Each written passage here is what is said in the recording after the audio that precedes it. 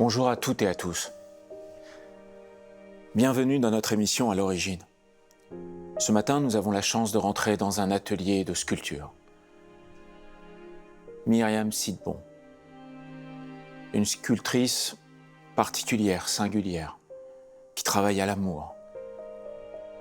À 18 ans, elle arrive de Haïfa en Israël, en France, elle ne parle pas la langue.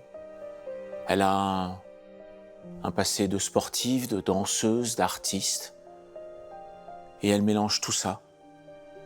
Et elle fait des œuvres de sculpture, des œuvres qui parlent de ses origines, des femmes, des enfants, de musique, d'histoire, de nature, des arbres dans lesquels elle décrit des hommes, elle décrit sa version de l'humanité. Myriam Sidbon, bonjour. Bonjour. La femme tient une grande place dans ton œuvre. Tout à fait. Féminisme, dualité, identité, les trois en même temps. Raconte-nous. Je voulais raconter à travers ces trois sculptures la femme dans ces périodes. Une première période où elle est un peu innocente, elle vit, elle est au début de sa vie. Et là, c'est la femme papillon. C'est la femme qui prend son envol. Mais il y a la femme au violon, celle qu'on n'a pas vue, qui est la femme qui danse toujours et qui est très, très gaie, très insouciante. C'est une image que tu as de la femme, c'est comme t'aimerais qu'on la voie, c'est comme tu as grandi. Non, c'est une question d'évolution. Quand j'étais jeune, bon, je vivais comme dans un rêve, les pieds sur terre quand même, mais... Et ensuite, bon, c'est une image. La femme papillon, c'est une femme qui s'envole, c'est-à-dire avec l'expérience qu'elle a acquis, bon, elle prend son envol. C'est une métaphore. Voilà, c'est une métaphore, c'est ça. Et le couple, là, c'est la femme qui vit son amour. Il y a quelque chose. Un instant d'amour. Il y a quelque chose de... Un instant d'amour ou un amour qui s'arrête? C'est un instant, et c'est aussi un amour qui s'est arrêté aussi, peut-être. Donc c'est devenu un instant de vie.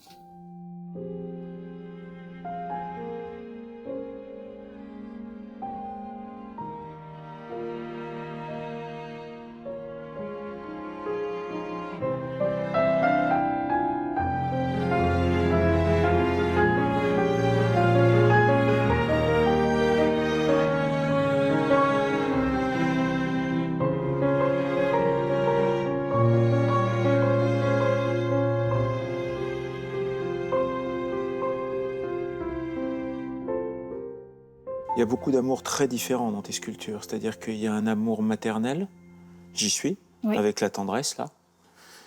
Il y a une vraie tendresse humaine, et puis il y a aussi une sensualité. J'ai un rapport avec les enfants qui est très très fort. J'adore les enfants, parce que peut-être j'appartiens encore à ce monde où je me... Il n'y a pas photo, je me fais comprendre tout à fait. On se comprend parfaitement, on dirait, on est encore dans le même monde. Et tant qu'un artiste, tant que j'ai ce sentiment-là, et qu'un enfant me regarde et il se retourne, ça veut dire que ça va. C'est que si on garde son âme d'enfant, on peut encore créer et avoir son âme d'artiste et aller assez... C'est quoi ça pour toi? C'est un rapport au vrai? C'est-à-dire qu'on ne peut pas tricher devant un enfant? On ne triche pas. Il y a déjà des enfants qui ont regardé des expositions à toi? Oui. Et moi, c'est ce qui m'intéresse, c'est le regard des enfants sur mes œuvres. Donc c'est la transmission. Voilà. Et souvent, quand j'expose au Grand Palais, il y a des écoles qui viennent nous visiter, et je leur parle, et ils écoutent. Et eux aussi, ils partent avec le sourire, alors que les enfants ont tendance à rejeter un petit peu... Donc tu as une envie de transmettre, Mais on ne fait que ça toute notre vie. On est du peuple du livre et on doit transmettre. Notre religion parle que de transmission. Fais et l'enfant fera après toi. Ne lui dis pas fais. Il te mimera. Soit un exemple. Oui. C'est ce que tu as le sentiment de faire quand tu fais ton J'essaye. travail avec amour. J'essaye de guider, voilà. Comme je peux avec ma sensibilité, que ça soit mes enfants ou d'autres enfants. Ça, c'est ton côté maternel. Maternel, mais qui se joue avec tout le monde pratiquement. Donc tu travailles essentiellement avec ton état. C'est ça? Oui. C'est-à-dire qu'il n'y a pas de plan, il n'y a pas de thématique, il n'y a pas par rapport à une expo, il n'y a pas par rapport à une commande. Tu travailles par rapport à ta sensation. À la vie, à tout ce que la vie peut m'offrir. Des fois, je vois quelqu'un faire un geste ou dire une parole juste, et il y a une réflexion qui se fait, et voilà. Ou par exemple, quand je prends mes cours de Torah, alors là, je rentre chez moi, je suis pleine d'énergie, transportée, et ça me donne beaucoup ça me donne envie de créer. Tu sculptes des femmes qui dansent et tu t'es même peut-être mis à danser juste pour ressentir ce qu'elles ressentaient, pour réaliser ça et ce travail avec le plus de vrai Tout à fait. possible. Par exemple, là, je suis à côté d'une sculpture qui s'appelle La Tendresse. C'est venu comment? Alors, au début, je voulais faire juste les mains. Juste des mains. Les mains qui enveloppent? Qui enveloppent. La protection? Tout à fait. D'accord. Je voulais travailler sur les mains. Et ensuite, le reste est venu. D'accord. Alors, quelqu'un qui avait ses mains, c'était la maman, et elle enveloppait ses enfants, voilà. Donc en fait, et c'est venu comme ça. Tu es parti d'un sentiment? Juste d'un sentiment. D'une idée? Des mains. Je voulais faire juste les mains. Et est-ce que cette femme, c'est toi? Ça peut être toutes les femmes. Certainement qu'il y a eu un moment dans ma vie, quand j'ai fait cette sculpture, où j'étais un peu seule avec mes enfants, et j'avais tendance un peu à vouloir les couver. Donc c'est à la fois un acte d'amour et un besoin d'amour. Oh oui, les deux. Tout à fait. Dans tout ce qu'on fait, c'est... D'accord. Je sais que tu aimes beaucoup le théâtre. Je sais que tu aimes beaucoup la danse. Quand tu dis dans des écrits, la femme est une musique. C'est quoi? C'est un romantisme qu'il y a en toi, où tout d'un coup, tu peux nous faire une sculpture de femme avec un instrument de musique dans sa chevelure, et dans ce qu'elle a de plus sensuel et de plus fin, ou c'est tu écoutes de la musique en travaillant et tout d'un coup ça te vient? En travaillant, j'écoute la musique. Oui. Et c'est ça qui me fait faire, par exemple, donner un mouvement à une sculpture, donner cette sensation, Oui, mais comme tu ne la dessines pas ou tu ne la joues pas, une sculpture, ça prend des mois. Bien sûr que je la mets sur papier, mais je travaille beaucoup dans ma tête. Et le jour où je me mets au travail, c'est que ma sculpture dans ma tête est pratiquement finie. D'accord, un peu comme une musique. Voilà. Un peu comme une musicienne. Voilà, c'est ça. Tu t'écris la partition, tu t'écris ta mélodie, et une fois que tu sens que la musique te plaît, parce que elle descend dans ton corps et donc tu te mets à travailler. Voilà, parce que si j'attaque tout de suite, je peux rater beaucoup de choses. Que dans ma tête, je la travaille différemment. Je la pense, je la vis, je vis un peu avec. Dans mes pensées, je peux rester assise et ne rien faire. On croirait que je ne fais rien, mais je travaille dans ma tête. Et il t'a fallu du temps pour avoir cette forme de force tranquille qui fait que tout d'un coup, tu te retiens jusqu'au moment où tu ne peux plus te retenir? Il t'a fallu du temps pour ça? À l'âge de 8 ans, je travaillais tout de suite comme ça. Mais au fur et à mesure, je prenais du recul et je voulais d'abord vivre, penser et ensuite la sortir. Oui, c'est une maturité, c'est-à-dire qu'au début c'était un peu chien fou et maintenant c'est force tranquille. Voilà. Tu te permets de faire toute ta partition de ton œuvre et une fois que tu l'as dans ta tête, t'as pas peur de la perdre et tu la retranscris avec le plus de recul et de minutie possible. C'est ça? Exactement. Exactement. Et avec toutes les opportunités autres que j'ai. Parce que si j'ajoute ou j'enlève quelque chose, tout est là. Des fois c'est un tout petit détail. En fait. Voilà, c'est un petit détail. Et après, sur le tas, quand on travaille la chose,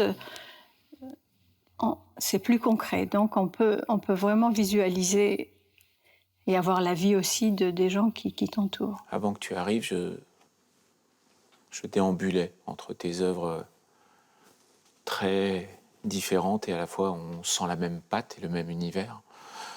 Et je suis passé de dos à cet homme qui prie. À cet homme qui prie et qui fait cette fameuse prière qui s'appelle Shema Israël. Oh Dieu, écoute-moi. Oui, bien sûr. Et je le trouvais très élégant dans sa prière parce que très humble, parce que très pudique, rempli d'humilité. Oui. Et je trouve ça très très beau parce qu'en fait, dans ce travail de spectateur qu'on peut avoir sur ton œuvre, il y a une élégance qui fait que c'était comme si sa prière et la force de sa prière l'élevait. Et on voit rien qui l'élève parce que tu as caché ce châle de prière qu'on appelle un talit avec tout ce qui pouvait avoir de plus terrien et tout ce qu'il y a de plus terrien, c'est-à-dire lui, est élevé vers le ciel. Et je trouve ça incroyable de pouvoir se dire j'ai un homme qui prie humblement, j'ai une femme et un homme qui vivent un instant d'amour et on se demande si c'est une sirène et lui c'est un musicien qui l'a sorti par sa musique de l'eau. On a une femme qui est prête à s'envoler toute seule, on a des femmes entre elles qui se regardent sans se regarder et qui regardent vers l'horizon. On a des choses vraiment très contraires. Cette sculpture, je l'ai faite, je l'ai appelée Exode. Oui. Et c'est quand, il y a quelques années, les gens commençaient à quitter leur pays, aller dans d'autres pays, Oui. et le monde commençait à bouger. Oui. Le monde de la femme aussi commence à bouger. Et c'est la femme qui encaisse, parce qu'un homme, il peut partir. C'est vrai qu'un homme fait un travail physique, il amène de quoi et tout, de quoi subsister, mais la femme, elle prend beaucoup, beaucoup sur elle. Elle travaille aussi, elle a les enfants, elle a à gérer beaucoup de choses. Et quand il y a un exode, c'est tout son monde qui s'écroule.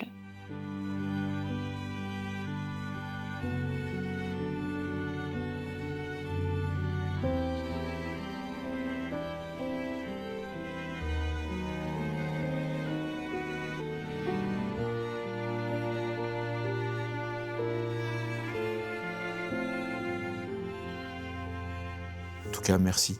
Merci de nous avoir ouvert les portes de ton antre, de ton refuge, Ouais. de là où tu conjugues l'amour de 1000 façons différentes et de façon très singulière et à ta façon. Merci pour ce beau travail et merci pour cette belle intégrité et cette façon d'aimer qui est la tienne avec ton art et avec tous les symboles qui sont importants pour toi et qui donnent de l'amour aux gens qui sont de ta communauté ou d'autres communautés, en tous les cas de citoyennes du monde. Voilà. Merci. Merci à toi. toutes et à tous de nous avoir suivis ce matin. Je vous souhaite un bon dimanche, une bonne semaine. Prenez soin de vous et à très vite pour découvrir ensemble de nouveaux horizons. À bientôt.